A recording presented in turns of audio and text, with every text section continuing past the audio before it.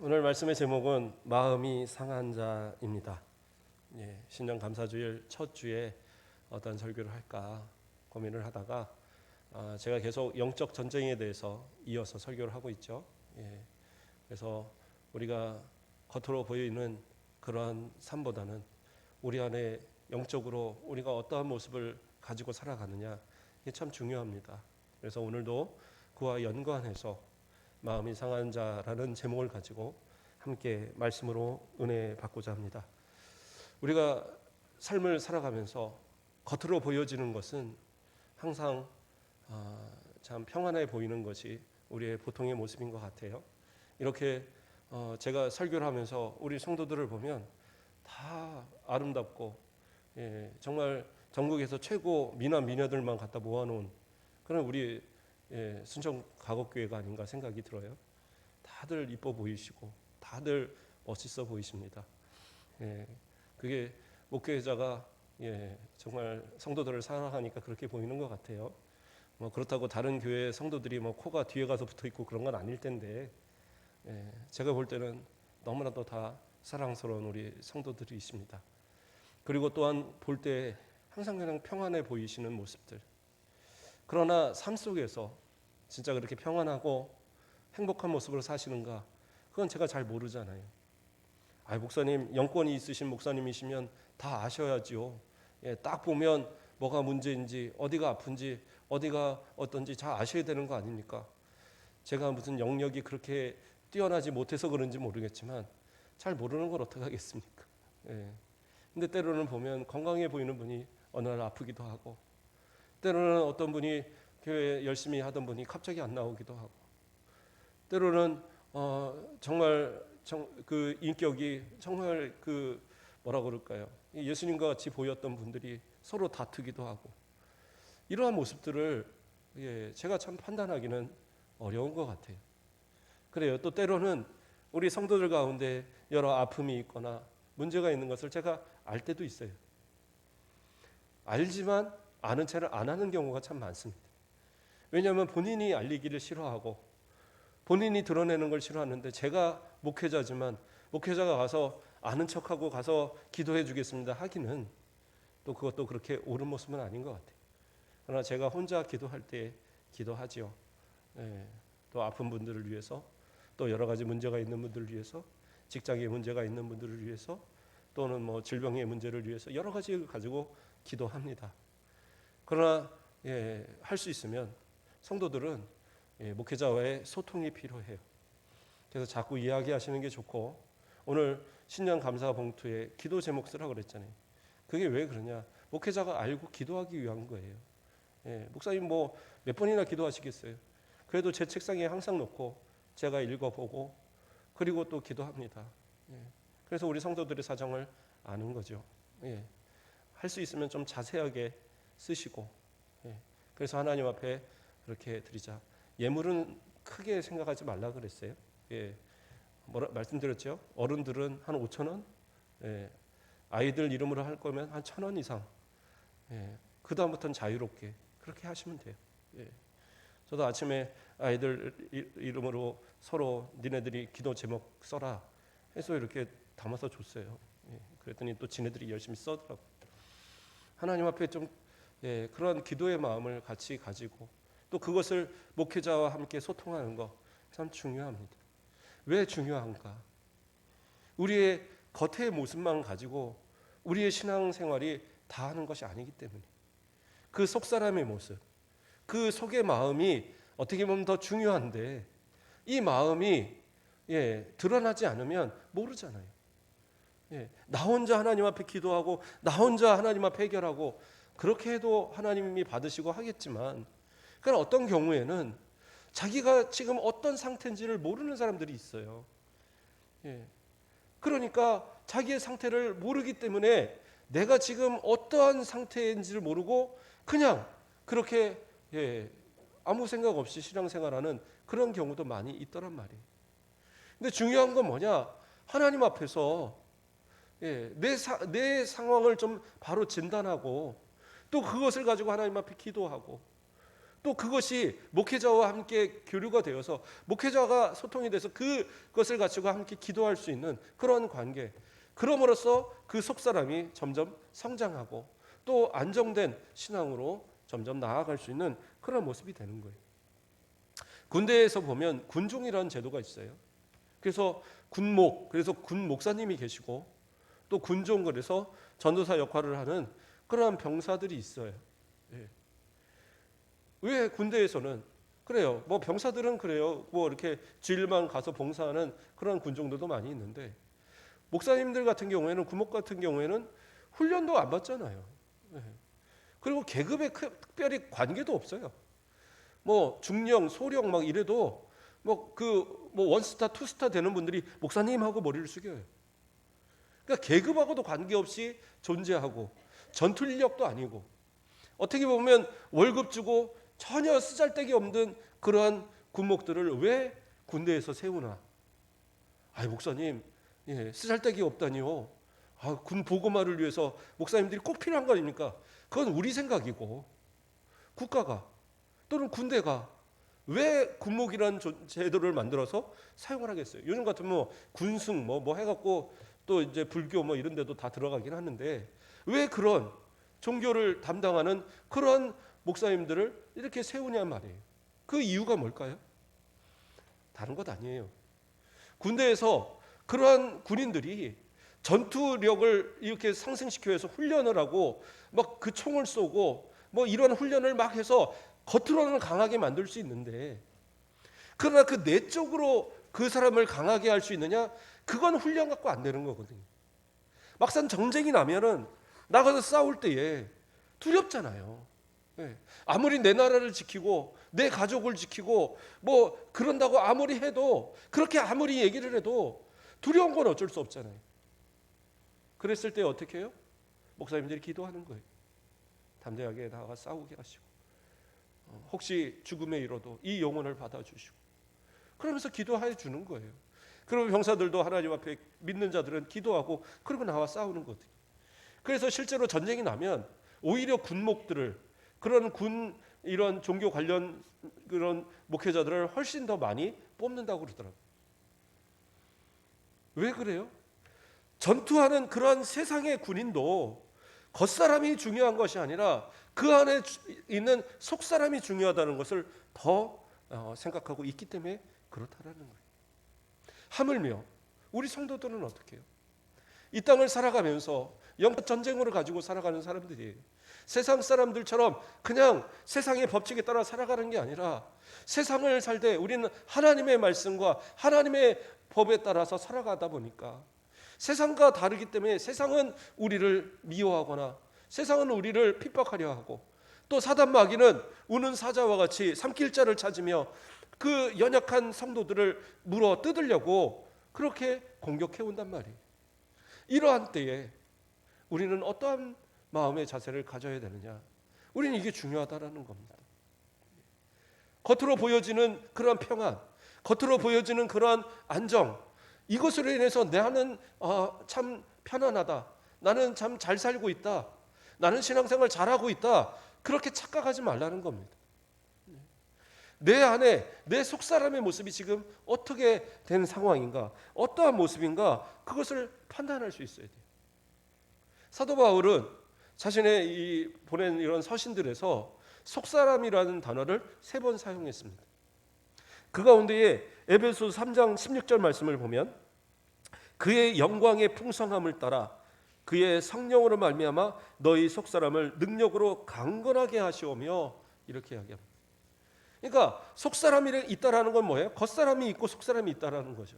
겉사람은 말 그대로 우리가 보여지는 그런 외모적인 거예요.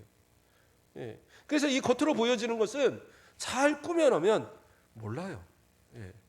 요즘은 거기다 마스크까지 딱 끼니까 잘 이쁘게 해놓으면 이 사람이 20대인지 30대인지 잘 모른단 말이에요. 그렇지 않아요? 우리 김진 입사님 딱 이렇게 마스크 끼고 밖에 나가면 누가 고등학생 아니냐 뭐 이러지 않나요? 혹시? 우리 임미숙 권사님도 아마 마스크 딱 끼고 이제 좀 이쁘게 하고 딱 나가시면 한 30대 아니냐고 누가 안 그러시나요? 예. 자꾸 저희 아내 보고 누가 자꾸 딸이냐고 자꾸 그래갖고 그래서 목사님들 모임 한 2번 데리고 나갔는데 다 왜 딸을 데려 나오셨냐고. 난 농담인 줄 알았어요. 그랬더니 뭐 사모님들이 모여서 뭘 이렇게 하는데 딸은 저기 가서 쉬어 그랬더라고요. 예. 아니 마스크 벗으면 나이처럼 보이는데 이제 그 몸매나 이런 게 애들처럼 보이나 봐요. 그래서 자꾸 딸이라고 그래서 이거 어떻게 해야 되나. 예. 제가 좀 뭔가 이 얼굴을 좀 꾸미든지 뭔가를 해야 되나 아주 고민을 하게 됩니다. 어쨌든 겉으로 보여지는 모습과 갖고는 판단할 수가 없어요. 꾸미자고 하면 얼마든지 꾸밉니다. 심지어 인터넷에서는 뭐 이런 유튜브 뭐 이런 데서는요, 요즘에 기술이 참 좋아졌더라고요. 그래서 진짜 못생긴 사람을 그냥 아주 이쁜 미인으로 만들어놔요. 그래갖고 이 사람이 그 사람이냐 전혀 몰라요. 예. 그러니까 이런 기술이 있는 시대가 됐더라고요. 그러나 바꿀 수 없고 꾸밀 수 없는 건 뭐예요? 속사람은 안 된다는 거예요. 속사람은 겉으로 보여지지 않기 때문에 이것은 영적인 거기 때문에 내가 내 노력 갖고 내 수고 갖고 그냥 이렇게 꾸민다고 꾸며지는 게 아니에요. 이것은 오직 하나님의 말씀과 그 신앙으로서 내가 변화되는 방법밖에 없는 거예요. 그렇기 때문에 바울은 너희 속사람을 능력으로 강건하게 하시며 하나님의 능력으로 하나님의 말씀의 능력으로 강건하게 되기를 축복하고 기도하는 그러한 말씀을 바울은 이야기하고 있는 거예요. 우리의 속사람의 모습 어떠한 모습입니까? 우리가 겉으로 볼 때는 저 사람 참 믿음이 좋아. 겉으로 볼 때는 저 사람 참 신실해. 그러나 하나님이 보실 때는 다를 수 있다라는 거예요. 사무엘이 사울 왕을 이제 하나님이 버리셨고 새로운 왕에게 기름 부기 위해서 왕이 될 만한 사람을 찾으러 나갔습니다.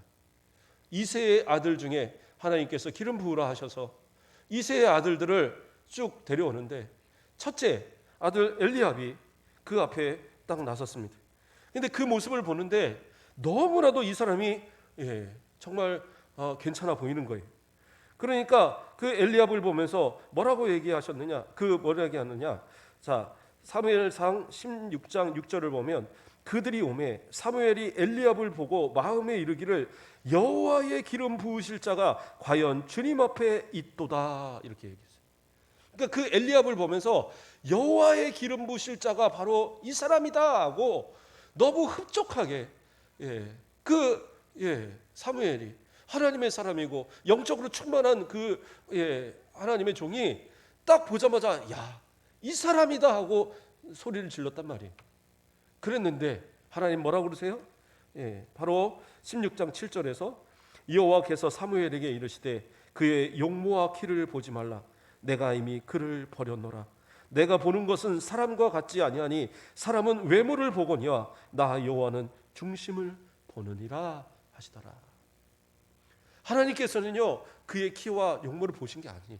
그의 외모를 잘 꾸며진 그 모습을 보신 게 아니라 뭐를 봤어요? 그 중심을 보셨어요. 그러나 이 주의 종인 이 사무엘도 볼 때에는 몰랐단 말이에요. 겉으로 잘 꾸며놓으니까 몰라요. 그러니까 내가 모르는 거 정보세 목사님이 모르는 건 당연하겠죠. 사무엘도 모르는데. 근데 중요한 건 뭐예요? 하나님은 그 중심을 보시는 거예요. 그리고 뭐라고 그랬어요? 내가 그를 버렸다. 버렸다는 것은 그 사람이 자격 미달이라는 거예요. 그러니까 우리는 항상 생각하셔야 돼요. 교회에서 일꾼을 세우나 뭐 이럴 때에도 우리는 항상 하나님 앞에 기도하고 그 사람의 겉사람을 보는 것이 아니라 그 사람의 속사람을 바라볼 수 있는 영안을 달라고 기도하시고 그리고 그 기도하는 가운데에 이렇게 일꾼들을 뽑아야 되는 거예요. 하나님 앞에서 진짜 내 겉사람보다 내 속사람의 모습을 우리가 생각하고 이것을 좀 새롭게 하는 그런 모습들을 가져야 되는 거예요. 그렇지 않으면 아무리 겉사람이 좋아 보여도요 하나님은 어떻게 하세요? 그 외모로 사람을 택하시는 게 아니었다는 사실. 가인이요 아벨보다 훨씬 뛰어난 체격과 그러한 좋은 용모를 가졌어요. 그러나 하나님은 어떻게 해요? 가인의 제사를 받지 않고 아벨의 제사를 받으셨어요. 에서와 야곱도 마찬가지입니다. 에서는 상당히 몸이 붉고 아주 건강한 사람이었어요. 그리고 사냥을 좋아하고, 그리고 가정을 어떤 이끌어갈 그러한 인물로서 대단한 힘을 가진 그러한 아들입니다. 그럼 하나님은 어떻게 해요? 에서가 아닌 야곱을 택하셨습니다. 그래서 에서를 미워하고 야곱을 택했다라고 성경은 이야기해요. 야곱을 사랑했다라고. 그것이 하나님의 방법이십니다. 하나님은 그 중심을 보시는 것이지 외모로 겉으로 보는 것을 보지 않으신다라는 거예요. 그러므로 우리 속사람을 강건하게, 하나님 말씀으로 강건하게 하는 것은 매우 중요합니다. 그러나 때로는 믿음의 사람이라 할지라도 내가 속사람이 아주 강건하다라고 자부했던 사람들도 때로는 넘어질 때가 있어요. 실족할 때가 있습니다. 때로는 마음이 정말 무너질 때가 있어요. 그거는 뭐 목사님이라고 안 그런 거 아니고, 우리 장로님이라고 안 그런 거 아니고, 우리 집사님들 권사님이라고 안 그런 게 아니에요. 누구나 그럴 수 있어요. 그런 때가 분명히 와요. 그러나 그때를 내가 어떻게 이겨내고 어떻게 그러한 것을 잘 정말 신앙 가운데서 강건하게 지켜가느냐, 이게 중요한 거거든요. 대표적인 예로 엘리야가 있습니다. 엘리야는 선지자 중에 전무후무한 선지자로 있는 모습이에요. 왜요? 그가 기도하니까 비가 그치고, 그가 기도하니까 비가 내렸어요. 그가 기도하니까 갈멜산 꼭대기 제단에 불이 내려서 그 제단을 다 태워버리는 역사가 있었어요. 엄청난 하나님의 기적을 나타냈던 엘리야. 그러나 그가 그 갈멜산 꼭대기에서 그 바알 선지자들과의 그 대결에서 승리하고, 그리고 기도해서 비가 내리는 그 상황. 그래서 이제 됐다. 아합도 이제 내 말을 따를 것이고 북이스라엘의 이 백성들도 이제 하나님께 돌아오겠지. 그런데 누구요? 이세벨이 바뀌지 않아요. 이세벨이 화가 났어요. 아니, 어디서 내 선지자들, 바알 선지자를 다 죽여? 그래, 내가 그들과 같이 오늘 너도 죽일 거야. 그렇게 대노한다는 소식을 이 엘리야가 들은 거예요. 그러니까 엘리야가 마음에 크게 상심했습니다.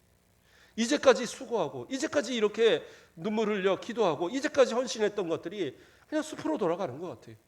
그러니까 어떻게 해요? 광야로 나가서 하루길 정도 나가서 그렇게 가갖고 정처 없이 가서 거기 나무 하나, 로뎀 나무 하나 있으니까 그 밑에 가서 주저앉아서 하나님, 저 죽여주세요. 저 아무 힘도 없는 것 같아요. 저는 조상들보다 못하고요, 능력도 없고요, 선지자 자격도 없습니다. 하나님, 저 죽여주세요. 그러니까 식음을 전폐하고 금식하면서 하나님 앞에 나 죽여주세요, 나 죽여주세요 그러고 있는 거예요. 진짜 뭐라고 표현할까요? 진짜 이 주의 종답지 않는 모습 아닙니까? 만일 목사님이, 담임 목사님이 그런 모습으로 하고 있다면 성도들 보기에 어떻겠어요? 인생 다 산 것처럼 다 내려놓고 아이고 그냥 빨리 죽어야지 막 이러고 있으면. 그런데 목회자들도 그럴 때 있어요. 저도 한 몇 년 전, 그러니까 한 5, 6년 전, 아니 그보다 좀 더 된 것 같아요. 한 7년 전 그쯤에 너무 힘들게 마음이 가졌을 때가 있었어요.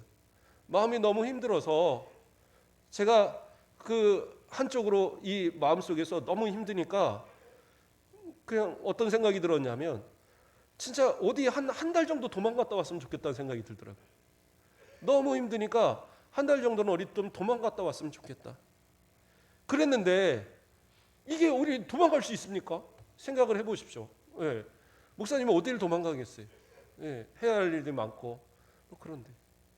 그런데 정말 힘들고 어려울 때 하나님의 말씀이 내게 들어오니까 위로가 되니까 이겨낼 수 있더라고요. 제가 상담을 공부하면서 그러면서 목회 상담이니까 하나님 말씀을 이렇게 위로를 받거든요. 그러니까 공부는 하는데 오히려 제가 위로를 받는 거예요. 하나님의 말씀이 내게 들어오기 시작하고 그 말씀이 내게 위로가 되니까 이게 풀려지더라고요. 근데 많은 목회자들이 그게 안 풀리는 목회자들이 심지어는 목회를 그만두는 분들, 또 심지어는 죄의 유혹에 빠지는 분들, 또 심지어는 극단적인 선택으로 정말 죽는 그런 분들도 있어요. 그런 모습을 보면서 뭐 어떻게 목회자가 저럴 수가 있어? 저런 뭐 사람이 어떻게 목회자가 돼? 다 손가락질하겠지만 그러나 그러한 사람도 그럴 수 있단 말이에요. 하물며 우리 성도들은 어떻겠어요? 권사님들, 우리 집사님들, 우리 안수 집사님들, 우리 장로님들 믿음에 자신하세요? 10년 동안 20년, 30년, 40년 또는 60년 이렇게 신앙생활을 했으니까 나는 자신한다? 그런데 그렇지 않아요. 그 속사람이 강건하지 못하면, 제가 몇 번 얘기했는데 어떤 장로님 돌아가실 때 목사님이 가서 이제 임종기도를 하는 거예요. 장로님, 이제까지 잘 살아오셨으니까 우리 천국에서 같이 만나요. 그렇게 얘기하니까 이분이 답하는 것이 죽어봐야 알죠? 그러더라는 거예요. 네. 얼마나 놀랄 일입니까? 죽어봐야 알죠. 내 몸이 육신이 연약해지고 아프고 죽음의 위기가 다가오니까 내 속사람도 약해지더라는 거예요. 그러니까 천국을 소망하고 이제 주님 만나야지 하는 기쁨이 아니라 오히려 내 마음속에서 아유, 죽어봐야 알지. 천국이 있는지 없는지, 하나님이 계신지 아닌지 나는 어떻게 알아? 이런 마음이 생기는 거예요. 그러니까 자기도 모르게 입에서 죽어봐야 알죠라는 말이 나오는 거예요. 그러니까 목사님이 깜짝 놀라서 장로님 이러시면 안 돼요. 이러면 천국 못 가요. 장로님 다시 결심합시다. 그리고 결심을 받고 다시 하나님 앞에 회개하고 기도하고 그리고 임종을 했다는 얘기를 제가 들었었어요. 그것이 우리의 모습이라는 거예요. 우리 자신들의 모습들을 돌아보면서 신앙 안에서 우리의 속사람이 강건해지는 모습을 빨리 회복해야 되는 거예요. 예. 우리의 영혼도요. 우리의 마음, 또 우리의 영혼, 마음도 영혼의 일부거든요. 예. 우리의 마음도 우리의 영혼도 때로는 아플 수 있어요. 병들 수 있어요. 병들면 어떻게 해요? 치료받아야 되죠. 영적으로 치료받아야 되는 겁니다. 육신으로도 치료받아야 되고 영적으로도 치료받아야 되는 거예요. 때로는 또 마음의 병들이 생기는 경우도 있습니다. 여러 가지 병들이 있죠. 그러니까 어떤 분들은 이렇게 정신과나 이런 데 가서 치료받는 거를 되게 막 수치스럽게 생각하거나 또는 막 이상하게 생각을 해요. 그럼 그거 잘못된 생각입니다. 육신의 질병에 대해서 각 과가 있듯이 내 마음이 아프면 가서 치료받아야 되는 게 맞아요. 상담도 받고 또 치료도 받고 때로는 약도 먹고 그냥 감기하고 똑같은 거거든요. 옛날에는 산부인과 가면 처녀들이 산부인과 가면 다 의심했잖아요. 저 사람 저 어떻게 처녀가 산부인과를 가지? 근데 지금은 다 알잖아요. 산부인과 가서 처녀들이 받아야 될 진료가 있고 또 그 맞아야 되는 주사도 있고 다 있어요. 그런데 옛날에는 무식해갖고 다 그냥 그 산부인과 가면 다 무슨 줄 알고 그러니까 혹시 뭐 질병이 생겨도 산부인과 이런 가야 되는 질병이 있어도 참고 못 가는 거예요. 그런 일이 있어서는 안 되죠. 마찬가지예요. 마음의 병도요. 때로는 세상의 의사를 통해서 치료됩니다. 약도 먹고 치료하고 하는 부분들. 이게 내가 치료하지 못하면 나중에 심해지면 어떻게 되느냐? 우울증으로 가면 그때는 고치기가 어려워요. 그때는 못 고쳐요. 고칠 수는 있죠. 그러나 고치는 자체가 너무나도 힘들어요. 그런데 더 중요한 건 뭐냐? 이 모든 치료에 있어서 가장 중심이 되는 건 뭐냐? 하나님의 말씀이. 성도들은 하나님의 말씀이 그것을 치료해야 돼요. 하나님의 말씀은 뭐예요? 못 고칠 질병이 아무것도 없는 거예요. 그게 하나님의 말씀의 능력입니다. 그래서 우리가 전에 지난주에 읽었던 그 성경 말씀 가운데 히브리서 4장 12절 말씀 뭐였어요? 하나님의 말씀은 살아있고 활력이 있어 좌우의 날선 어떤 검보다 예리하여 혼과 영과 및 관절과 골수를 찔러 쪼개기까지 하며 또 마음의 생각과 뜻을 판단하느니. 여기서 뭐예요? 혼과 영 그리고 관절과 골수 뭐예요? 우리의 영혼과 육체를 찔러 쪼갤 수 있다. 이것은 치료하는 역사를 얘기하는 거예요. 하나님께서 말씀을 통해서 우리를 치료하셔요. 그러니까 성도들이 우리의 속사람이 강건해지기 위해서 뭐예요? 하나님의 말씀을 가까이 하시고 이 말씀을 내 가운데 새기고 이 말씀을 내 삶 가운데 이것을 적용하고 이 말씀으로 살아가는 그런 훈련들이 계속 되어져야 돼요. 이것이 내게 이루어지지 않으면 언제 어느 때에 우는 사자와 같이 덤비는 마귀가 우리의 속사람을 무너뜨리고 결국엔 우리의 속사람 망하면 우리 겉사람도 망하는 거예요. 그런 모습으로 살아갈 수는 없잖아요. 그래요. 2021년도 한 해를 보내면서 우리가 그때까지는 그래요, 생각하지 못했었고 우리의 속사람을 진단하지 못했을 수 있어요.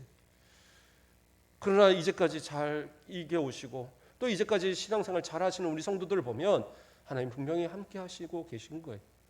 그러나 중요한 건 뭐예요? 이제부터 내가 하나님의 말씀이 나를 주관하게 하셔야 돼요.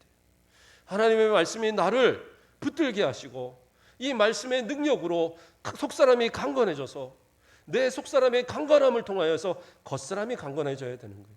그게 진짜가 건강한 성도의 모습이지, 겉사람이 아무리 건강하게 돼서 어디 등산 다니고 어디 뭐 가서 헬스를 하고 어디 조깅을 하고 그래서 겉사람을 아무리 강하게 해봐야 내 속사람 강건하지 못하면 그 영혼 망치고 결국에는 인생 망치는 거예요. 하나님 앞에서 우리 자신의 이 신앙의 모습들을 하나님 앞에 다시 회복하시고, 오늘 본문에서 이야기했던 말씀이 뭐예요? 시편 51편 17절에 하나님께서 구하시는 제사는 상한 심령이라. 상하고 통회하는 마음을 주께서 멸시하지 아니하시리라. 이렇게 이야기하고 있어요. 하나님께서 뭐예요? 시편 51편 17절 좀 다른 말씀이죠. 앞에서 2편의 말씀 34편의 말씀과는 좀 다른 말씀인데 여기서 동일한 말씀이 나옵니다. 상하고 통회하는 마음. 그렇죠? 근데 이 마음이 하나님께서 받으시는 마음이라고 얘기합니다. 근데 이 두 시는 좀 틀려요. 34편은 어떠한 배경을 갖고 있냐면 이 다윗이 사울에게 쫓겨서 도망가다가 그러다가 피할 곳이 없으니까 블레셋 진영으로 들어갔어요. 거기서 그 가드왕 아기스에게 거기서 앞에 끌려가게 됐는데 숨어 들어갔다가 거기서 어떻게 해요? 미친 척하고 도망 나왔어요. 미친 척 했는데 그거를 그 아기스가 믿었어요. 믿어갖고는 그래, 저 미친놈 내가 뭐 상대할 필요가 있냐, 내쫓아 해갖고 살았어요. 근데 그렇게 해서 도망 나왔을 때 그가 고백한 것이 우리가 읽었던 그 말씀처럼 뭐라고 얘기합니까? 여호와는 마음이 상한 자를 가까이 하시고 충심으로 통회하는 자를 구원하신다. 그래서 하나님께서 내 마음을 낙심하지만 그 말씀을 하나님께 아뢰고 내가 정말 마음 가운데 회개하며 하나님께 아뢰 때 하나님께서 나를 구원하시는구나, 내 마음을 어루만지시고 구원하시는구나, 이렇게 고백을 하고 있는 거거든요. 그런데 반면에 좀 전에 읽었던 시편 51편은 어떤 배경을 갖고 있냐면 이 다윗이 하나님 앞에 범죄했죠. 어떤 범죄를 했습니까? 우리아를 죽게 하고 그 아내 바세바를 취했어요. 이 사실을 아무도 의심하지 않았는데 나단이 하나님께서 계시해서 알았어요. 그래서 나단 선지자가 와서 강하게 비판을 합니다. 강하게 질책을 했어요. 그러니까 그때에 이 다윗이 변명하지 않고 하나님 앞에 회개를 합니다. 그래서 그 회개하며 쓴 시가 51편이에요. 근데 거기에서도 마찬가지로 좀 전에 읽었던 것처럼 하나님께서 구하시는 제사는 상한 심령이라. 하나님이여 상하고 통회하는 마음을 주께서 멸시하지 아니하시리라. 이렇게 고백하고 있어요. 그러니까 어떻게 해요? 내가 위기에 있어서 그런 어떤 위기 가운데서도 하나님 앞에 아뢰일 때에도 하나님이 나의 마음을 붙드시고 나를 하나님께서 보호하시고 이끄시는 역사가 있지만, 내가 죄 가운데 있을지라도 그 죄 가운데 있는 마음을 하나님 앞에 솔직하게 내어놓고 회개하고 부르짖어 기도하면 하나님 어떻게 하세요? 그 마음, 그 속사람을 다시 강건하게 하시는 역사가 있다라는 거예요. 다윗은 그 고백을, 그래서 상하고 통회하는 마음을 이 고난 가운데 있을 때도 또 범죄했을 때도 하나님 앞에 그렇게 고백하면서 하나님 살려달라는 고백들을 하고 있는 겁니다. 마찬가지입니다. 우리 성도들이 어떠한 상황, 고난 가운데 있든지 또는 범죄하여서 내 마음이 실족하는 가운데 있든지 어떤 상황이라 할지라도 이 모든 마음을 하나님께 아뢰고 또 하나님의 말씀을 통해서 내가 마음 가운데 위로를 받고 변화를 받으면, 그러면 그 모습은 속사람이 강건하여지고 결국엔 그 모습을 통하여서 영적 전쟁에 승리하고 이 땅에서 그리스도인으로서 정말 형통한 삶, 하나님이 주시는 은혜와 평강의 삶, 그리고 저 영원한 천국을 향하여 나아가는데 복된 삶을 살아갈 수 있는 거예요. 더 나아가서 우리 겉사람은 어떻게 해요? 후회할 수밖에 없어요.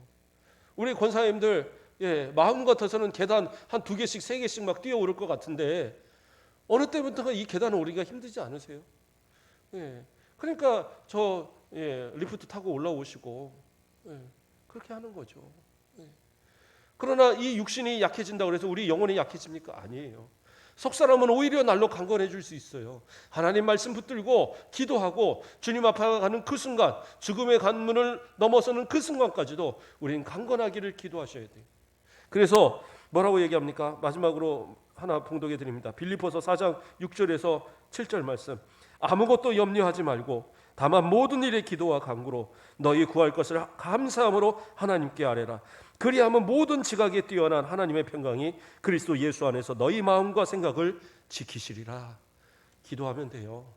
하나님의 말씀 의지해서 기도하면, 감사로 하나님께 아뢰면, 모든 기도와 간구를 아뢰면 평강의 하나님께서 우리의 마음을 지키시고 우리의 생각을 지키시고 우리의 삶을 지키시고 우리로 인하여 하나님의 은혜 가운데 형통하고 정말 강건한 삶을 살아갈 수 있도록 우리의 속사람과 겉사람을 회복시키는 역사가 있다는 사실입니다.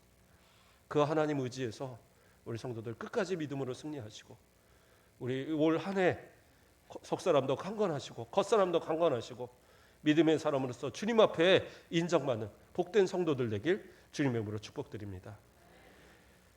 사랑의 하나님, 감사를 드립니다. 오늘 새해 첫 주일 이 예배를 하나님 앞에 드립니다. 이 예배를 받아주시고 또 오늘 주신 말씀과 같이 우리의 속사람을 강건하게 하시는 역사가 이 어렵고 힘든 세상에서 고난 가운데 사는 모든 가운데 결코 굴하지 아니하고 하나님 앞에 정말 믿음으로 바로 서며 주의 주시는 말씀으로 새 힘을 얻고 날마다 승리하는 복된 성도들 되도록 인도하여 주시옵소서. 감사합니다. 예수 그리스도의 이름으로 기도드립니다. 아멘.